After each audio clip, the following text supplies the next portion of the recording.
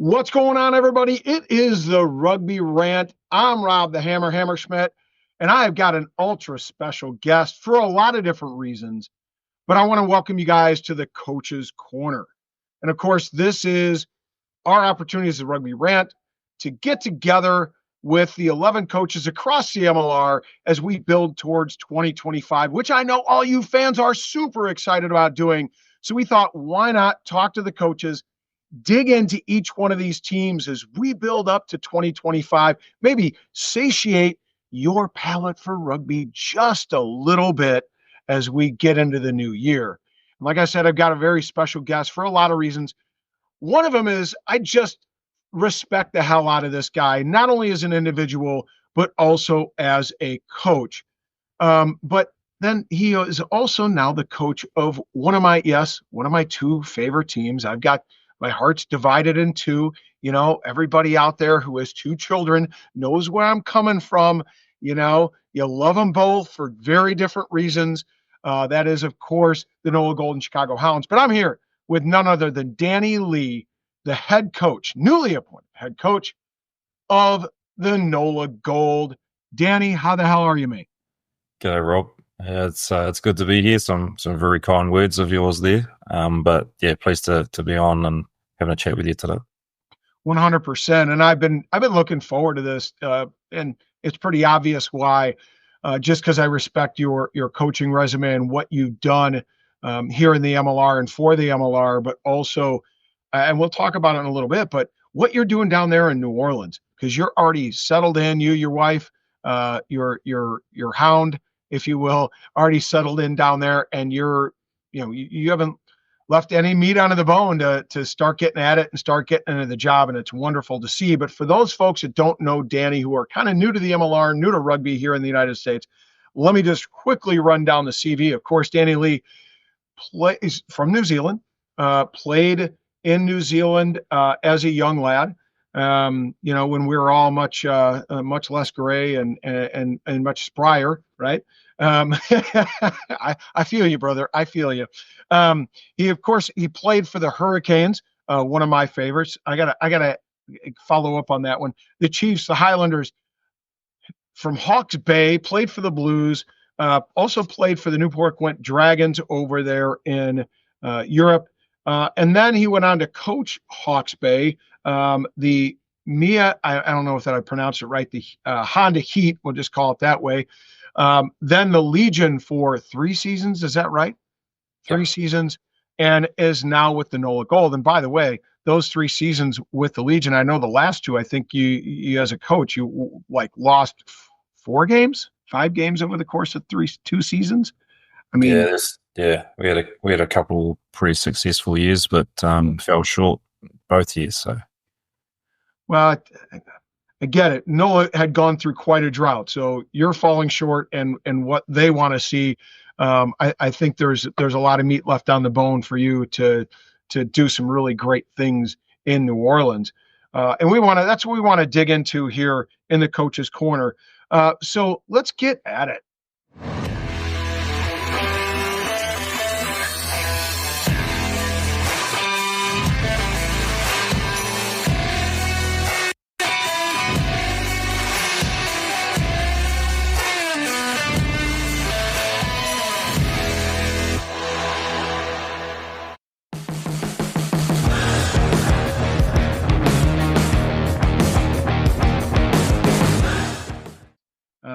So let's first start with this. Every new season with Coach of the MLR brings new challenges, but there's 5 coaches that are in your position as well as their new coaches to the respective teams. So kind of 2 questions here.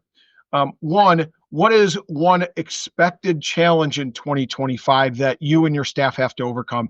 And I think as a follow-up to that, and you can answer these in any order you like, do you feel any pressure down there in New Orleans to, not just make the playoffs now, but to go beyond, that initial playoff game? Yeah, it's some good questions there. I think, the first one is, some of the pressures that go into the MLR a lot of that is heaped upon ourselves. I'm for one, put a lot of pressure on myself to run a tight ship, to have guys improve every day, to go out there, play as a team, and perform. And I think every team in the competition is getting better and recruiting really well, both internationally and locally. And there's new coaches coming in as well every year. So, the competition's on a rise. I think some of the biggest challenges I think here with the new team with NOLA Gold is obviously being a new coach, trying to learn what's happened in the past, know the players inside and out, because the old adage of you can't predict your future, you can't plan for your future if you don't know your past or your history. So I've gone about talking to a number of players, including some of the senior players that are still in town, and I'm gaining more and more knowledge around NOLA Gold as a rugby team, as an organisation, and as a city as well. New Orleans is a pretty special place to be in, and for me, trying to find out what makes this place tick is part of what makes a rugby team tick in the city. So there's lots of that going on, and also there's challenges within the competition. There's an earlier start this year, trying to squeeze the MLR competition in before the international window, and so therefore an earlier start, earlier finish, but also one less team in the competition, but trying to fit those games into this competition means that there's going to be a week. And for us, so it's later on in the season, but a cramped up week where, we've got a midweek game. So go from the weekend to a midweek, a short turnaround, and there's lots of ideas and planning around that. So there's a few challenges ahead.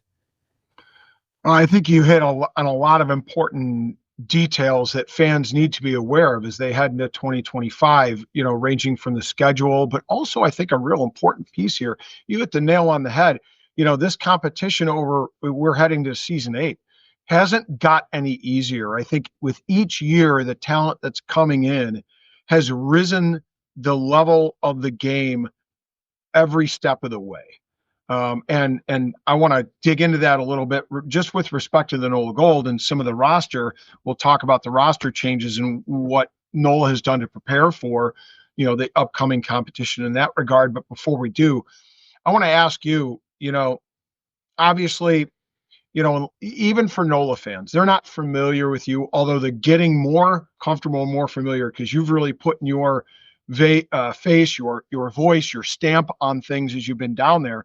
But for those that haven't been around the campfire, but haven't been in the sheds, that haven't gone to watch a training, how would you describe your coaching style to fans that have not spent a day with the team? I don't think I've ever been asked that question. I suppose I'm a coach that likes detail. I'm a coach that believes in clarity and hard work and effort.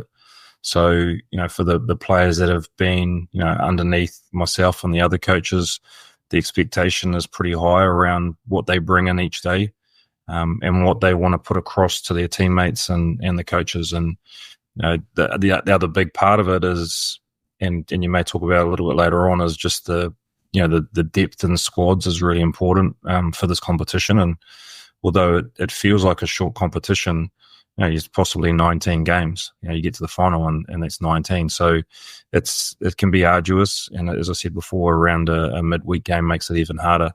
But I think as a coach, I try to have the right hat on at the right time. There's a time for being stern. There's a time for being disciplined, and there's a time to have a little bit of fun and relax as well. And I've probably gone a little bit heavy on the discipline and doing the right thing a lot. And it's probably, as I've got a little bit older, trying to relax a little bit more and enjoy the small moments, because it is still just a game. And the fans want to go out there and they want to see a game of entertainment. They turn up for an event.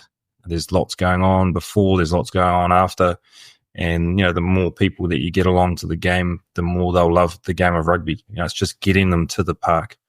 Once you get them to the park and you can show them what a spectacle it is, then they'll be coming back for sure. You can guarantee that they do come back. But it's on me as a head coach in this this organization to lead the way, lead by example, but have that expectation of going out there and performing, but performing in a way that is dynamic, exciting, and where we get to use the ball. I think there's a lot of teams, and I've been guilty of it before, where you possibly kick the ball away too much. People don't want to turn up and see the ball getting kicked all over the place, effectively playing forceback and not actually using it or enjoying a spectacle that it can be. So I think for me, it's trying to create that spectacle, try and create an environment for my players to grow and develop as rugby players, but also people, and then go out there and enjoy performing. And if we can do that and we can perform and be successful performing, then every week's going to become easier. It's interesting. I can already tell just how much New Orleans has rubbed off on you. And the reason I say that is because you understand how important it is for the team to put on a display, to put on a show, to perform, to entertain, all those things that you just mentioned, because it is a very tough city to draw fans into a stadium because there is so much other stuff going on. I mean, there's practically some kind of event, some kind of music fest, or some other kind of a festival going on almost every weekend right there in rugby time. And you've got to be able to put the NOLA Gold in a place to say, we're here too. We're here for fans. We can entertain too. Yeah, 100%. And, I haven't been here that long, maybe 3 months. And, we've come to understand that pretty quickly, that there's always something happening in the city. And we're also, not necessarily competing, but we've got, professional basketball team here with the Pelicans, and you've got a professional football team with the Saints, who are, the cream of the crop in terms of professional sports in this country. And we're doing our best to, to try and chase those teams. And, the golden ticket is that it's not in the same season. We don't have to directly compete with them. So people that want to get out and watch sport and are interested in something different, then rugby's the sport for them. And part of my job is to create more of a fan base, to link with the community, to bring more people into the game of rugby. And we've started that. There's some really good work going on behind the scenes at NOLA Gold at the moment, and just that, creating another opportunity for kids to find another sport, another passion, and eventually, become professional rugby players as well. So yeah, there's definitely a pathway being created at the moment, and it's my job is to keep pushing that pathway and make it a viable option. You bring up again some really great points, which I want to get to, but I want to go back for just a moment before we leave the idea of your coaching style, your approach to coaching rugby in the United States. I know that in San Diego, you guys, in and amongst a team, to build some camaraderie, to build some kind of synergy within the team, you guys use some themes on occasion, like the red light.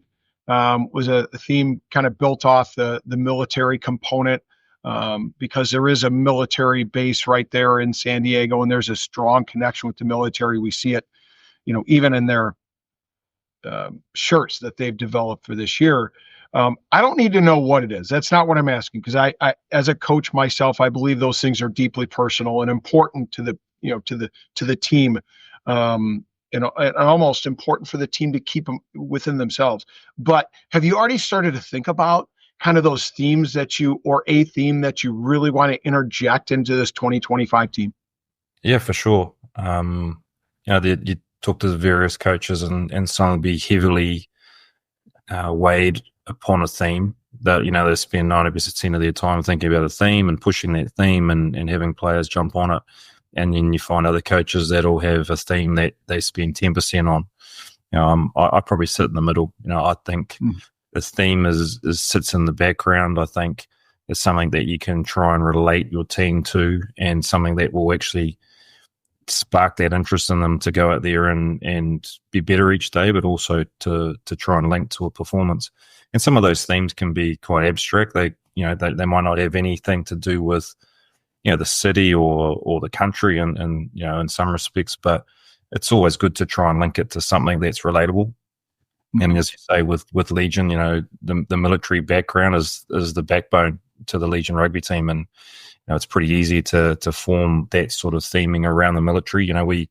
We always claim we were the most protected city in the world by having all the military bases there in San Diego. So, and I'm not going to sort of delve too deep into some of those things, but as I said, I've been speaking with the players here at the moment and finding out a little bit more about what makes them tick, what goes on behind the scenes with the NOLA Gold team, and pros and cons, but also trying to link that to the city as well. So, definitely some things going on in my mind at the moment, and we're sort of down the track on trying to cement something that's going to probably link with our boys more than anything here. But it's also something that is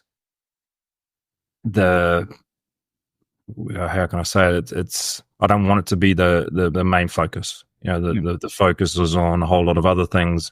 It's just a side cart really to the main event. But as I said, it adds value to what we do, and if we can take some things back to some theming, then it's an advantage.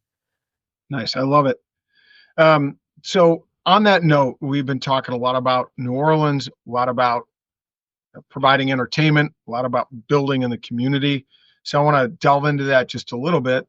I know that you and Steve, yourself, Steve Perrell, has been really working within youth organizations on, developing that next generation, so to speak. So I want to delve into that a little bit with this next question. What excites you about coaching in New Orleans in the MLR? Because you're now with your second team in the MLR. You guys decided to stick around, and I'm damn glad you did. But also the United States. What excites you about rugby here? I mean, we all know that there's something big coming up, the World Cup here in 2031, and then for the women in 2033. So it's going to hit the big stage. So between now and then, there's obviously a lot that has to happen. There's a lot of people out there around the country doing some really good work. And you mentioned Steve Perrell here, that's in and amongst our youth system and doing a phenomenal job, as same with Ryan Fitzgerald. So Fitzy's jumped into that part of the rugby network as well. And, you wouldn't find two better guys to be able to push the game of rugby to the youth. And as I said, that leads on to 2031. So, you look at some of the kids that are in that under 18 group now, they're going to be ripe for that World Cup. And so, it's my job as maybe a visitor to this country is to add my experience in rugby to not only the MLR and NOLA Gold in this instance, but, the wider community of rugby, not only in the country, but specifically now here in New Orleans and the state of Louisiana. So that means getting out to the schools, promoting the game. There's the Imagine Rugby program that's running in our schooling system now, but also progressing through and creating pathways through the academy, whether it's under 14s, 16, and 18s, and then on to what we call a development squad for the NOLA Gold MLR team, and then obviously the NOLA Gold MLR team is the pinnacle for this region. And I mean, at the end of the day, we want as many players from this region playing for NOLA Gold. At the moment, there's a foreign number quota within the MLR, and hopefully one day that comes down a little bit. I think from my point of view, it's great the way it is at the moment, and the powers that be dictate those numbers. But at the end of the day, we want to be encouraging American rugby players here within the country to grow in the game and to be playing in the MLR. So it's on us. Anyone that's involved with rugby is to develop a game, grow the game, and create that pathway so that they can represent their own cities, their own states, and put their hand up for higher honours with the USA Eagles. And obviously, NOLA Gold have plenty of representation with USA Eagles currently. Obviously, we've had Harmon and Dolan and we have Moni Tongawi, of course. So we hope to see that continue. I want to talk a little bit about again, the NOLA Gold more specifically now, as we look a little bit more inward. Um, and I've asked this of all the coaches, but the idea of KPIs, and for those that don't know, these are key performance indicators. And this is something very big in international rugby, and rugby, professional rugby all around the world. The KPIs, and these are indicators of performance, how you can determine whether or not a rugby team or rugby franchise is successful. So I've got to ask, what are your 2025 season KPIs as you've discussed them with your coaching staff? Yeah, I think for me, and I think I've said it maybe 2 or 3 times in the last month, is that as much as I've just talked about pathways and rugby in general, my main job is to be the head coach of the NOLA Gold MLR team. So, in saying that, I'm judged and we're judged in our program here around results, and those KPIs for me means putting ourselves in a really good position to win the competition. So if we can get into a position to be in that playoff, and the draw we'll talk about a little bit more later on, but we need to be in that top 4. Preferably in the top 2, so we can host a semi-final, give ourselves a really good chance to be able to put ourselves in a position to then host a conference final, and then obviously we want to be in that MLR final. So me, I'm about winning, and I think every team in the competition is going to say the same thing. Every coach in this competition is going to be striving to be in the final, win the final. We've seen New England the last 2 years, dominate the competition and picked up that championship the last 2 years in a row, and they'll have the exact same mindset. They'll want a three-peat. So every team, every player, every coach in this league is probably going to have the same KPIs around where they need to sit, how many games they need to win to put themselves into that top 4. And obviously, if you can be in the top 2, you've got the advantage of hosting home playoff games. I know Chicago came to New Orleans last year and beat the NOLA Gold team in that first playoff game. And you look at the way that NOLA Gold played last year, and it was outstanding. They definitely had their best season to date within the last 7 years.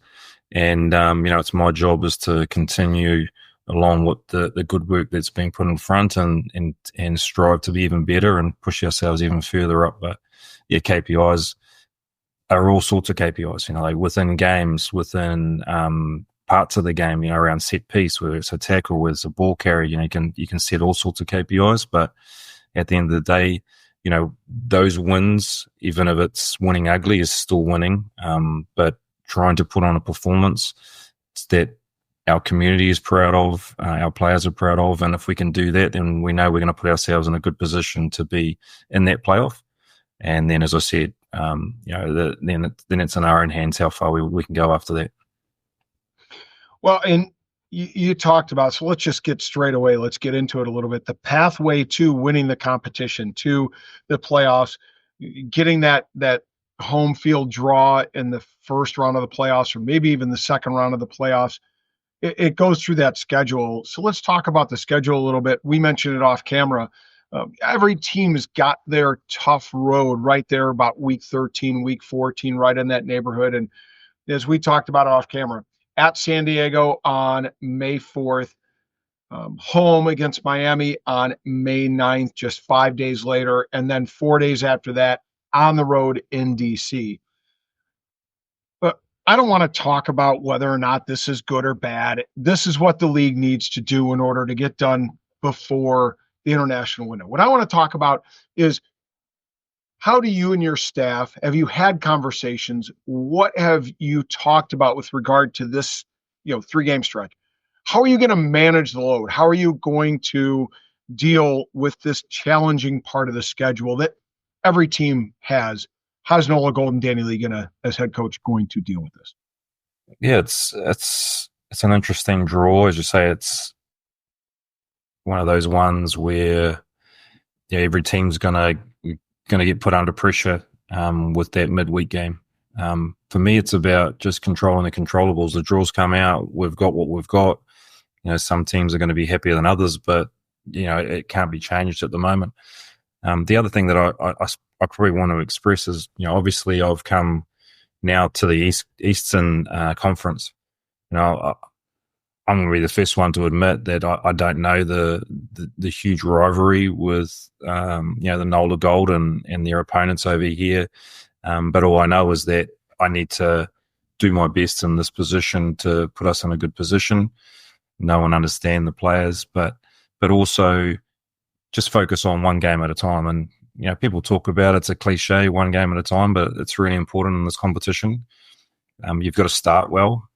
The length of this competition and then the bye weeks and wherever they sit. For us, our bye week comes in the 4th round.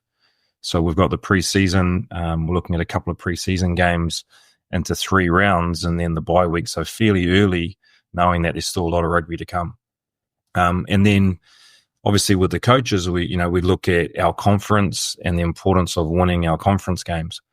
Because as I said before, we need to be in the top 4 of our conference. There's no point in beating up the other side and then falling to the teams on our side. It's probably counterproductive and we won't put ourselves in a good position. So the importance of knowing our conference and who we're playing and when we're playing is important. And yeah, you're right. We've looked through the draw and seen the small hiccup that could happen. But again, it's a hard one because we do play San Diego away on Sunday the 4th. So therefore, it's a big trip, across to the West Coast, play them on the Sunday, and then return to play Miami, who's obviously on the Eastern Conference here at home on the Friday night. So a fairly short week by the time you travel back, you get into training, back into training on a Tuesday, Wednesday, Thursday, and you're back into a game. So we've got to consider that and see how that looks. But then, the biggest challenge is 4 days later, we're away to Old Glory DC on the Tuesday. So that 4-day turnaround is going to be tough. And for us, we've got to look at our roster, our players in certain positions, who we can rest and who we can have firing at that time. And the first thing I said to the NOLA Gold organization, when I took the job, was about our recruitment and our depth of our squad. And I've always believed in that, even with Legion, is that there was a lot of games, we were called a second half team. But I put that down to the depth and the strength of our squad. And we've had to do that here with NOLA Gold. And I think by doing that gives us a better opportunity in that, that storm type week to be able to rotate a little bit, knowing that we've got equal players of the same ability to be able to come in and hopefully things don't change a lot. So it's going to be interesting. There's still a lot of rugby between now and then. And, it's always good to have a plan at this stage around how we may manipulate those 3 games.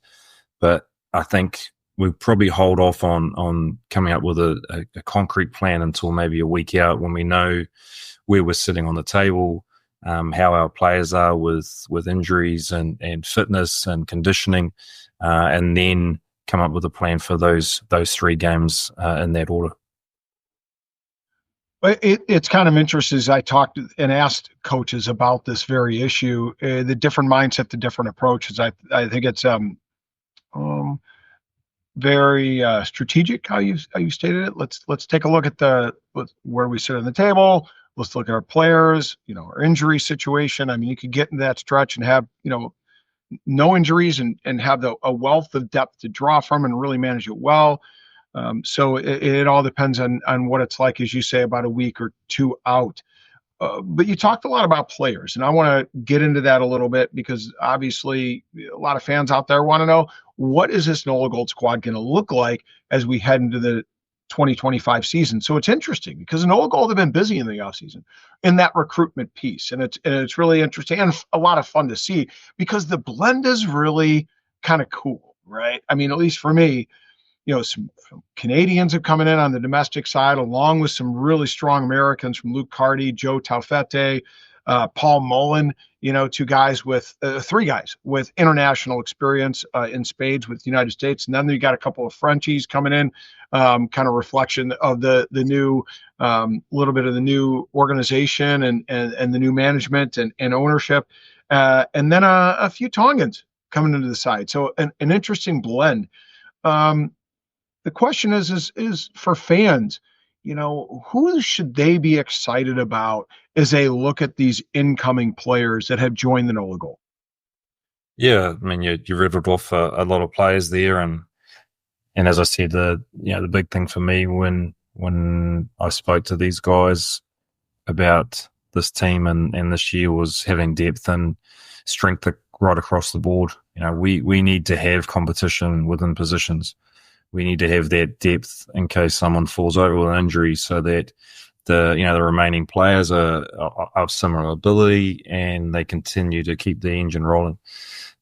So for that, when you look at that squad, I think you can quite clearly see that set piece is going to be really important. We've looked at the scrum and line out and knowing that that's where the game starts.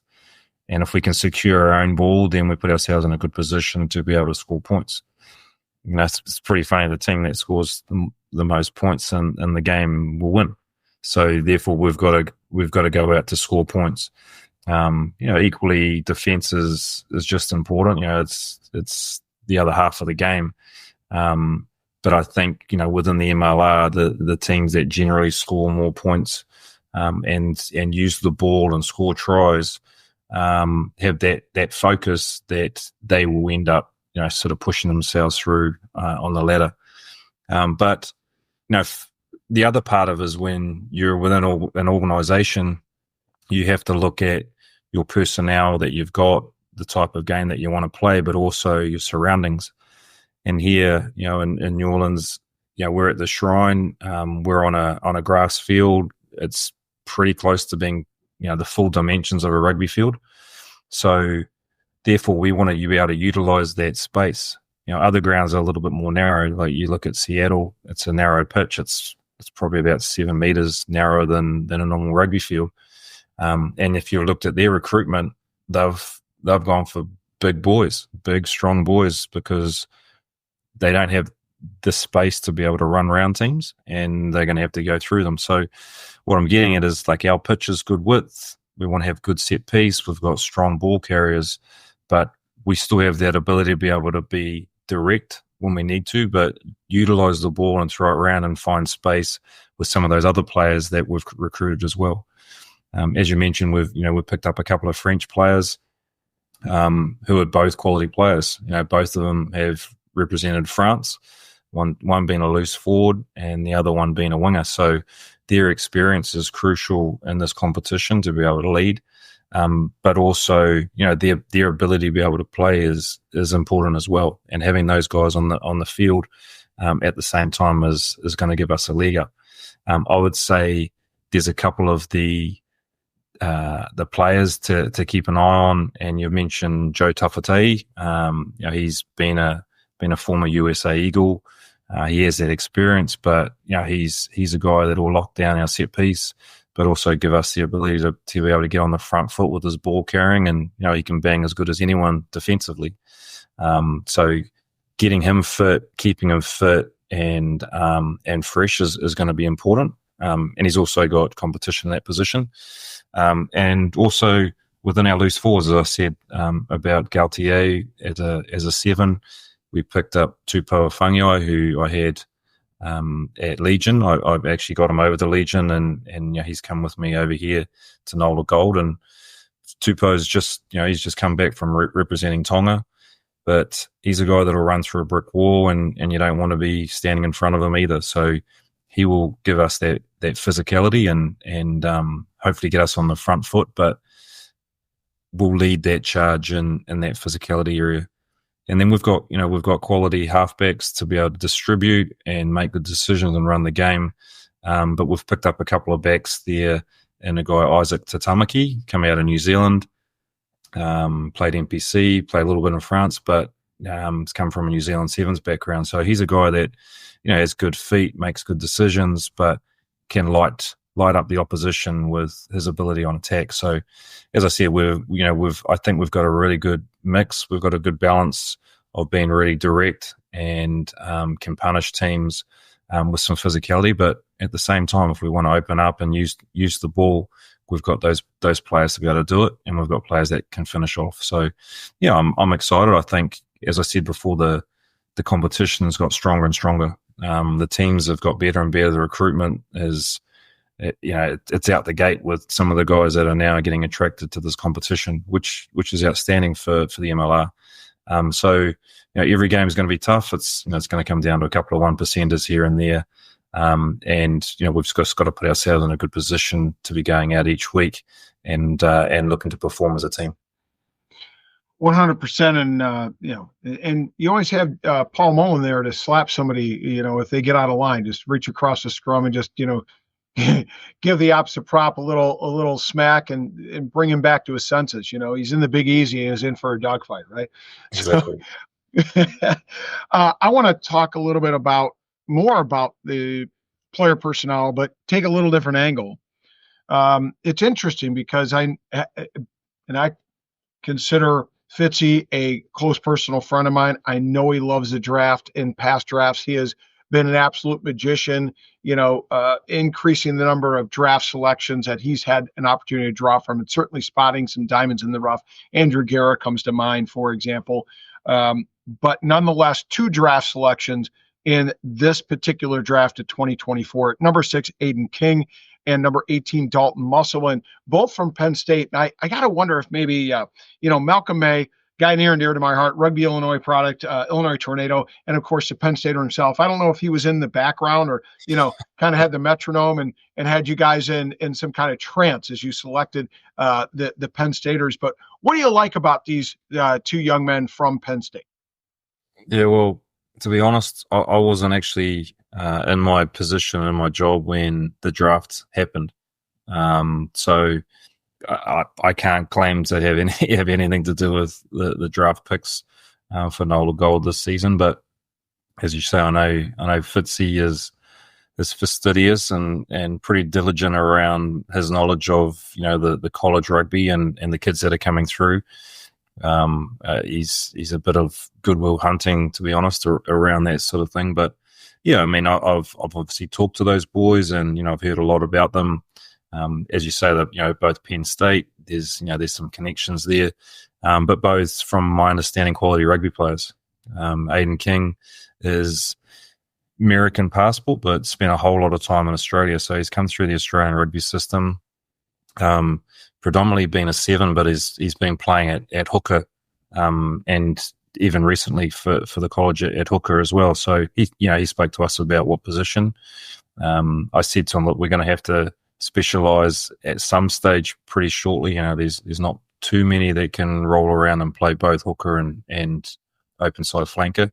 But until we see him here in New Orleans, sort of address how he plays the game, his size, his strength, and then we can get a look at what position we think is going to be more favourable for him. But even so, he's a quality player, and he's doing some good work in that college system already. And then Dalton, he's a quality standoff, fly half, first 5'8", whichever country you're in, you want to call it, and has that ability to be able to run a game. Has a good kicking game on him. There's stats that are coming out around the MLR and domestic, as in USA 10s playing in those sides, and the percentage is very low. I know Scott Lawrence is a little worried about it and trying to create players to be able to fill that void for the future. And Dalton could possibly be one of those guys. There's a lot of players that can go out there and play the game, but there's only a few that can read the game, put teams on the right part of the field, understand when it's on to be able to run and when to kick and to pass. So the combination of those things being a triple threat is really important for a 10. So I'm excited to have have both those boys, in our group. It's going to be an opportunity to see them grow and give them opportunity, each week, just like everyone else, to put their hand up for selection. So, yeah, I'm excited to get them here. I'm sure they're coming in early January to be a part of the group then, and as I said, I'm excited to work with them. Well, you certainly confirmed something for me, which I appreciate, and that is that Scott Lawrence is trying to look to the future for that next number 10, because we know AJ and he is absolutely brilliant. He makes that USA side tick, but he's you can't imagine he's going to be there in 2031. It's even a question about 2020, 2027, given his age at 34. But you guys have two young tens, it looks like. I mean, if Dalton can develop, and of course, Reese Botha is now American qualified and certainly has done an admirable job last season at 10 himself. Let's talk about positionally. If you had to look around your roster and start filling in positions and saying, okay, I like these guys. Here's where I got depth. Here's where we're a little thin. Where on the pitch do you feel as a staff, as the head coach, where you go, hey, look, we're freaking rock solid in this area, barring injury. I feel really good about where we're at a particular position or positional grouping. Yeah, it's I realize other MLR teams and coaches are going to be watching this as well, so I don't want to give them too much ammo. I'm probably a little smarter than that, but as I said before, when we went through our roster and how we want to play the game, and I believe our front row and our forward pack should be able to stand up to most packs. For me as an attack coach, I need them to be able to get me top quality ball, whether from line out or scrum. So, I'm actually pretty excited about our set piece and the type of ball that I'm going to get to be able to launch off and then get into the rhythm and how we want to play the game. But I also feel that, we've got backs that can finish.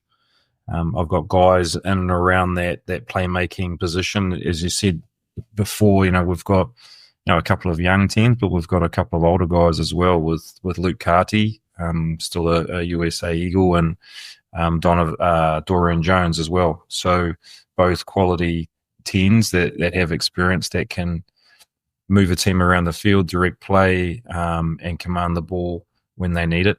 But I believe we've got finishers. So if we can get good set piece ball, if I can get our playmakers to be able to get us in the right parts of the field, then we can unleash the backs and have our finishers out wide be able to just do that.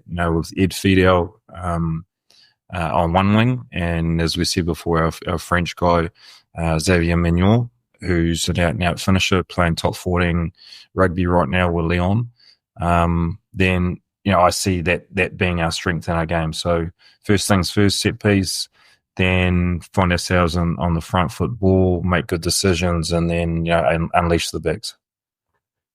Well, I like to hear it, because that's what rugby's about, right? Provide ball to the backs and let them do their thing, especially your wings, pin their ear back, hit the corner, and score tries. And like you said, if you score more tries than the opposition, you're going to win the game. Yep. So one last question, and this is more of a zoomed out approach, because you mentioned it, Danny, talking about 2031, talking about 2033. A countryman of yours, one that's rather famous around rugby circles, one would think he's been referred to as the GOAT, if I'm not mistaken, and that would be none other than Richie McCaw, was famous for saying, if it's not written, it's not real. And in a similar vein, Tim Falcon has been heard saying, if you say it enough, it'll happen. And what he's talking about, of course, is bringing a semifinal or final down to the Big Easy. And so my last question is, is it possible? Can we get a final or semifinal down there in New Orleans? If you had to hedge your bets, what are your thoughts on that one? Yeah, I think all those quotes from those men are all really heavy. Like heavy hearts and what they believe.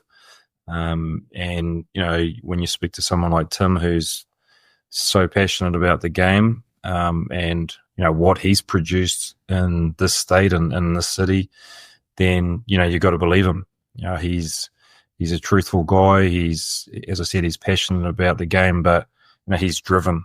But there's also the new ownership and new management in and around him.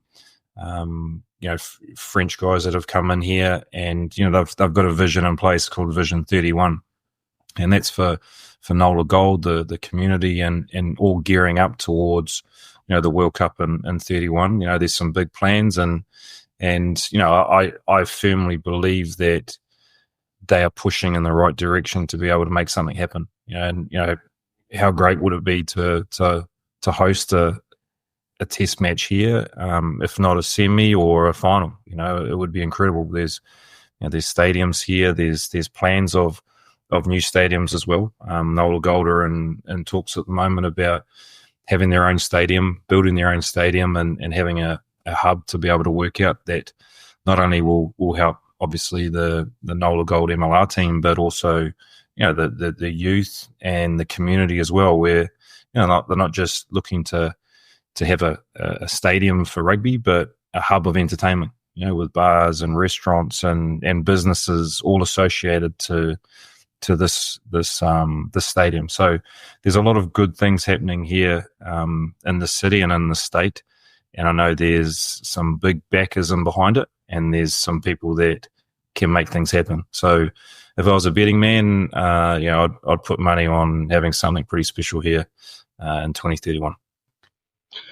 Well, I think I happen to agree with you. I'm not much of a betting man, but I happen to agree with you. And, let's harken back to what you said almost at the top of the interview, that rugby's got to be entertaining. It's got to be about entertainment. I can't think of a better entertainment hub where people from all over the world would want to come visit and enjoy themselves and be entertained. And oh yeah, there's some pretty awesome rugby going on with the World Cup, right?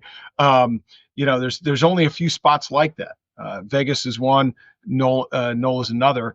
And I got to say, I hope that Chicago gets a big game as well in 2031. But if not, Dan and Sheila Falcon, reserve a room right now, because it's going to be occupied, baby.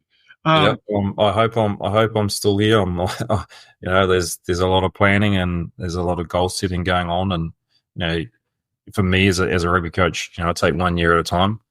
And I'm here with NOLA for a short term at the moment. I signed a 3-year contract, but obviously that doesn't push through to the World Cup in 2031. But you never know. There's a lot of good things going on, and I'd love to be a part of the progression that's happening here in the state. Well, Danny, with the success that you've demonstrated here in the United States in the MLR, I have no doubt that you can replicate that down in New Orleans, and you can extend that 3-year beyond. Because I can't say enough about what I see in your leadership, what I see in your vision, what I see in your ability to coach and coach lads and develop young men into quality rugby outfit. So I can't wait to see what 2025 and beyond holds, mate. I appreciate it. Thank you. Cheers. So, folks, that about wraps it up with this segment of the Coach's Corner with the coach, Danny Lee from the NOLA Gold. And we hope to bring you more of these awesome, in my opinion, humble opinion, by the way, awesome events. But you just get tremendous insight from a guy like Danny with just his oodles of experience, wealth of knowledge behind not just the game of X's and O's in rugby, but also many other aspects of rugby, from growing the game to things like making it into a spectacle, as we just finished talking about. So, Danny, thanks from the bottom of my heart for your willingness to join. It's been an absolute pleasure. I've enjoyed it so much, and I can't wait to see you come up in Chicago for sure. Hopefully I can make the trip down there when the Hounds visit the Big Easy. No worries, Rob. Yeah, really appreciate being on, and hopefully we can catch up soon. 100%. Well, with that, folks, that is another segment of the Coach's Corner. We're trying to grow rugby one fan at a time, and with your help, we can. We appreciate the time that you spent with Danny and myself, getting a little bit of insight into the NOLA Gold. And please do come back, because we have more of the Coach's Corner as we build up to 2025 that we are absolutely excited to bring you. And with that, we will see everybody at the next.